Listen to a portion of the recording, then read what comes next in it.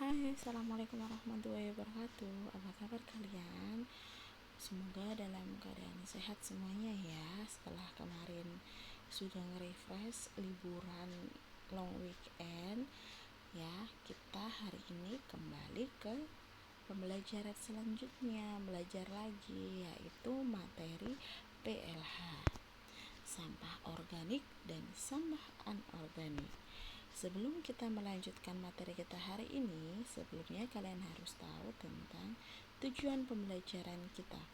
Tujuan pembelajaran kita yaitu menyebutkan macam-macam yang termasuk sampah organik, menyebutkan macam-macam contoh sampah yang termasuk sampah anorganik, mengelompokkan sampah organik dan anorganik, menjelaskan sampah terhadap lingkungan, kemudian memasukkan sampah sesuai dengan jenisnya. Tahukah kalian pengertian sampah yang sering kalian dengar setiap hari? Nah, sampah adalah material sisa yang tidak diinginkan lagi setelah berakhirnya suatu proses. Misalnya ketika kita mencuci tangan dan mengelap tangan kita dengan tisu, setelah itu tisu tersebut tidak dapat dipakai kembali. Jenis sampah itu dibedakan menjadi yang umumnya itu ada dua, tapi ini ada satu tambahan lagi. Nah, yuk kita simak. Yang pertama, sampah organik. Sampah organik itu adalah sampah basah. Yang kedua adalah sampah anorganik, yaitu sampah kering. Dan yang ketiga yaitu sampah B3. Sudah pernah mendengar tentang sampah B3? Belum? Ya, nanti kita jelaskan bersama ya. Sampah B3 itu adalah bahan berbahaya beracun ya. Sampah organik yaitu sampah yang mudah membusuk atau sisa manusia. Misalnya sisa nasi, sisa sayur-sayuran, dan sisa buah-buahan. Sampah tersebut dapat dimanfaatkan sebagai pupuk kompos. Gambarnya seperti ini. Ini adalah contoh gambar sampah organik, yaitu sisa hasil dari manusia.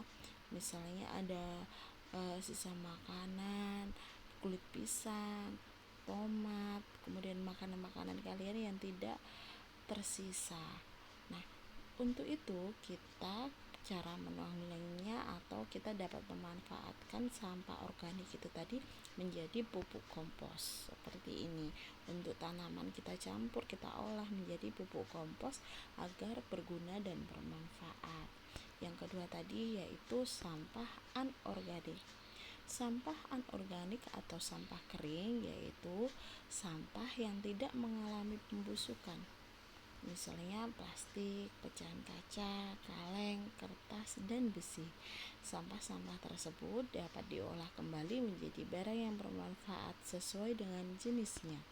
Ini adalah contoh sampah anorganik, yaitu dari botol plastik, pecahan kaca, dan diolah dapat menjadi aneka olahan seperti tong sampah, kotak pensil, kemudian sandal dari sisa-sisa sampah anorganik itu tadi.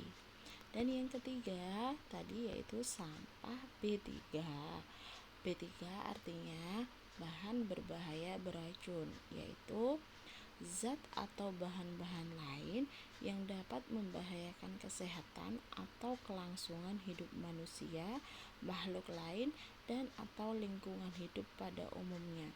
Karena sifatnya itu bahan berbahaya beracun serta limbahnya memerlukan penanganan khusus. Misalnya pembersih lantai, baterai, oli, obat anti nyamuk, aerosol, dan lain-lain itu adalah sampah berbahaya yang beracun. Untuk itu kan katanya tidak boleh dibakar, itu sebaiknya kita kubur ya. Selanjutnya yaitu dampak sampah terhadap lingkungan. Sampah merupakan masalah yang terbesar dalam kehidupan kita. Kita sehari saja menghasilkan sampah berapa kilo. Nah, perharinya itu jika kita kumpulkan semua sampah itu menghasilkan 700 ton per harinya. Untuk itu kita harus bisa menanggulanginya, menguranginya ya. Sampah yang tidak tertangani dengan benar itu akan menyebabkan gangguan kesehatan seperti pernafasan. Kemudian bau yang tidak sedap itu tadi akan mengganggu kita, iya bukan? Kemudian mengganggu keindahan dan juga mengakibatkan banjir. Dampak lain terhadap lingkungan itu adalah yang pertama, pencemaran udara. Pencemaran udara itu diakibatkan oleh tumpukan sampah yang sudah banyak kemudian tidak diangkut dan membusuk sehingga menimbulkan bau yang tidak sedap. Yang kedua yaitu pencemaran air.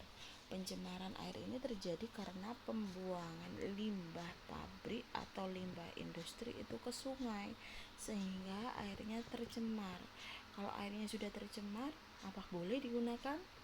Tidak, karena sudah tercemar oleh limbah pabrik.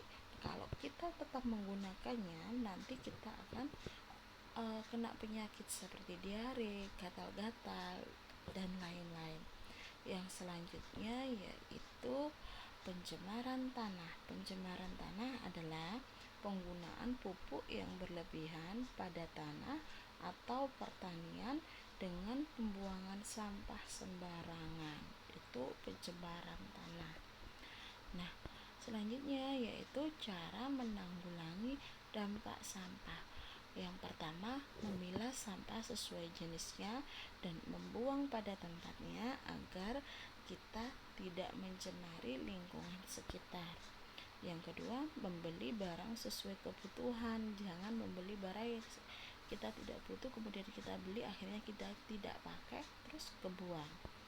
Yang kedua, menghabiskan makanan sesuai porsi kita agar tidak menimbulkan sampah organik itu tadi. Kemudian membawa kantong belanja sendiri dari rumah, ini artinya kalian mengurangi sampah plastik. Saat ini kan pemerintah menyarankan untuk belanja menggunakan kantong sendiri atau membawa kantong sendiri dari rumah untuk mengurangi penggunaan plastik yang berlebihan. Selanjutnya yaitu membawa botol minum dan tempat makan sendiri dari rumah. Dan yang terakhir yaitu mendaur ulang sampah agar tidak terjadi penumpukan sampah. Dari pengertian itu tadi dan penjelasan sampah itu tadi, sudah siapkah kalian memilah-milah sampah di rumah? Nah, kurangi sampah, pilih sampah, dan lakukan itu setiap hari agar lingkungan kalian bersih dan terhindar dari penyakit. Sekian video hari ini, video pembelajaran hari ini. Kurang lebihnya mohon maaf. Saya akhiri. Assalamualaikum warahmatullahi wabarakatuh.